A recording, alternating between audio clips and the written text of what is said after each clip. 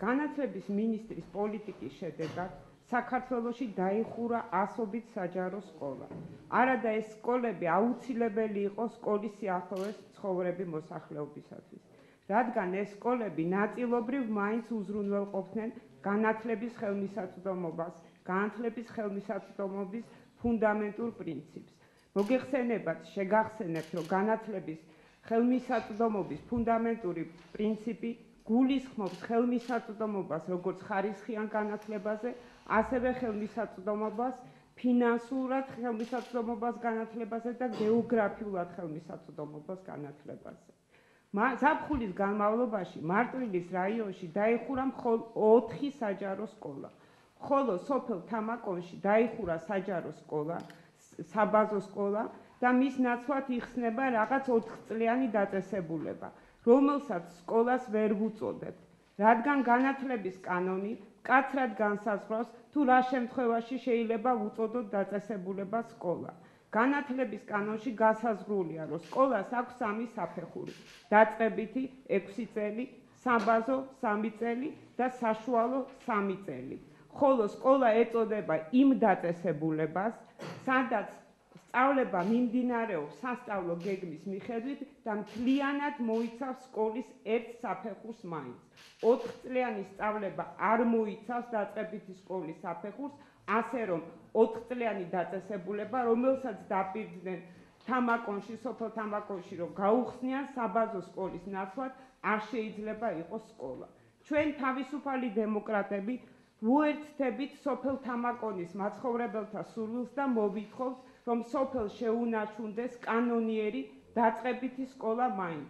თუმცა ჩვენთვის სრულიად გაუგებარია განათლების მინისტრის პოლიტიკა საჯარო სკოლების გაუქმების შესახებ და მოსახლეობის ხელმისაწვდომი განათლების დატოვების შესახებ. გარდა ამისა, მოგეხსენებათ, რომ ეს არის პოლიტიკური მნიშვნელობის საკითხი, რადგან სკოლა მთლიანად თუ არა ძალიან დიდწილად განაპირობებს მოსახლეობის დამაგრებას სოფელში და როდესაც სოფელში სკოლა არ არის, სოფელი მოსახლეობისაგან ხშირად იცლება ხოლმე. ეს პოლიტიკური საკითხია. გარდა ამისა, მოგეხსენებათ, რომ თბილისშიც გაიყიდა ასობით საჯარო სკოლა და დაიხურა. მე დღეს მოგახსენებთ კერძო შემთხვევაზე დიღმის 197, ქალაქ თბილისის 197 საჯარო სკოლის თაობაზე. ეს სკოლა მასწავლებლების ზურგს უკან გაიყიდა აგვისტოში და 11 აგვისტოს ყველა თანამშრომელი სკოლის გათავისუფლდა დაკავებული თანამდებობიდან. ეს სკოლა ისე რომ მასწავლებლები არ გაუშვიათ კუთვნილ შვებულებაში და არ მიუღიათ მათ კუთვნილი შვებულების ფული. ესეც რაღაც სისტემურ ხასიათს იღებს განათლების სამინისტროში. ვინ ითვისებს მასწავლებლების კუთვნილ შვებულების ფულს, ესეც საკითხია. გარდა ამისა, 11 აგვისტოს ეს სკოლა იყიდა შპს-მ 100.000 მოწამის სახელობის სკოლა ფესვები. სკოლის დირექტორი გახლავთ ქალბატონი მანანა გვირჯიშვილი, ხოლო მისი მფლობელია მისი მეუღლე ბატონი როინ გვირჯიშვილი. ქალბატონმა მანანამ განუცხადა ამ სკოლის უკვე ყოფილ პედაგოგებს, რომ ჯერჯერობით სკოლაში დარჩება უფასო სექტორი და მას ვალდებულება აქვს აღებული მხოლოდ იმ მოსწავლეების მიმართ, ვინც ამ სკოლაში სწავლობდა, ხოლო მასწავლებლებთან დაკავშირებით მას არანაირი ვალდებულება არ გააჩნია.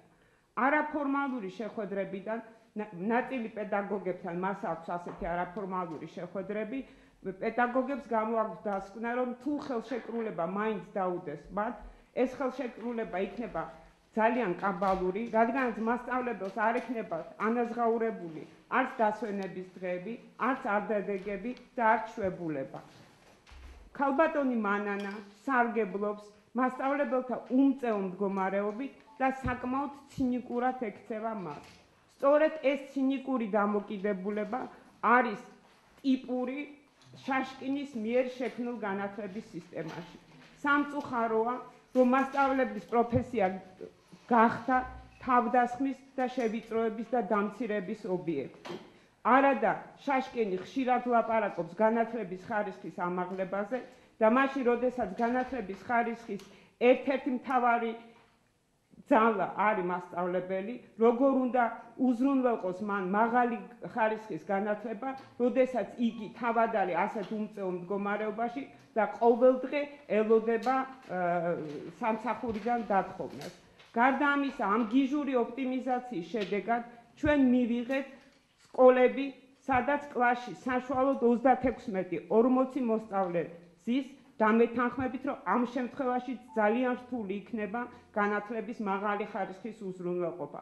ყველა სხვა იმ ხარვესთან ერთად, რაც საერთოდ ამ სისტემას გააჩნია. უკვე ყველასათვის ცხადია, რომ დეკლარირებული დეცენტრალიზაციის ნაცვლად ჩვენ მივიღეთ განათლების მინისტრის ტოტალიტარული რეჟიმის სკოლებში, სადაც მასწავლებლების, მოსწავლეებისა და მშობლების უფლებები პრაქტიკულად გაუქმებულია. გარდა ამისა, 197 სკოლასთან დაკავშირებით ჩნდება ერთი კითხვა. ხომ არ არის შემთხვევა იმის მაგალითი, რომ სახელმწიფო აპირებს საჯარო სკოლების კერძო სექტორში გადაცემას, რაც გაისმის ხოლმე სხვათა შორის, არაერთხელ მოგვისმენია ასეთი მოსაზრება, რაც ნიშნავს უფასო საშუალო განათლების გაუქმებას და საჯარო სკოლების დახურვას. ასეთი რამ კი არსად არ ხდება არც ერთ ცივილიზებულ ქვეყანაში.